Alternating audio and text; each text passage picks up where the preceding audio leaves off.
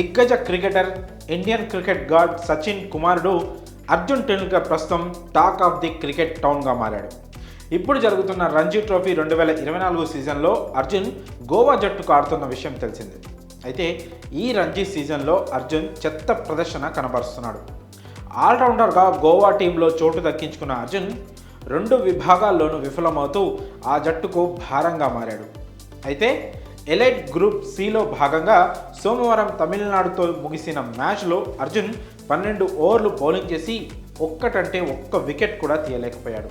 ఇక బ్యాటింగ్ చేస్తూ తొలి ఇన్నింగ్స్లో 1 పరుగు, రెండో ఇన్నింగ్స్లో కేవలం 8 పరుగులు మాత్రమే చేసి దారుణంగా విఫలమయ్యాడు.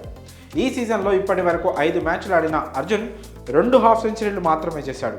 బౌలింగ్లో కేవలం 4 వికెట్లు తీశాడు. ఈ సీజన్లో అతను వరుసగా 11, 10, 70, 52, 6, 23, 18, 1, 8 పరుగులు చేసి బ్యాట్ ఫామ్లో కొనసాగుతున్నాడు.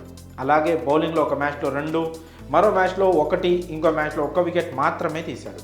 ఒకవైపు బౌలర్గా ధారాళంగా పరుగులు సమర్పించుకుంటూ మరోవైపు బ్యాటర్గాను విఫలమవుతూ గోవా టీంకు భారంగా మారాడు. ఇక మ్యాచ్ విషయానికి వస్తే తమిళనాడుతో సోమవారం ముగిసిన మ్యాచ్లో గోవా 7 వికెట్ల తేడాతో ఓడిపోయింది. ఈ మ్యాచ్లో తొలుత బ్యాటింగ్ చేసిన గోవా 241 పరుగులకు ఆల్అవుట్ అయింది.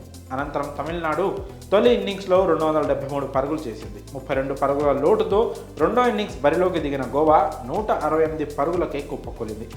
137 పరుగుల లక్ష్యంతో బరిలోకి దిగిన తమిళనాడు 49.5 ఓవర్లలో 3 వికెట్లకు 142 పరుగులు చేసి గెలిచింది. అయితే ఈ మ్యాచ్లో చెత్త ప్రదర్శనతో అర్జున్పై విమర్శలు వస్తున్నాయి. సచిన్ కొడుకు కాకపోయి ఉంటే కనీసం క్లబ్ స్థాయి క్రికెట్ ఆడేందుకు కూడా అర్హత సాధించేవాడు కాదని కొంతమంది నెటిజన్లు విమర్శిస్తున్నారు. అలాగే అనవసరంగా క్రికెట్ను కెరియర్గా ఎంచుకొని సచిన్ పరువు తీస్తున్నారంటూ కొంతమంది సచిన్ అభిమానులు తమ అసంతృప్తిని సోషల్ మీడియా వేదికగా వెల్లడిస్తున్నారు.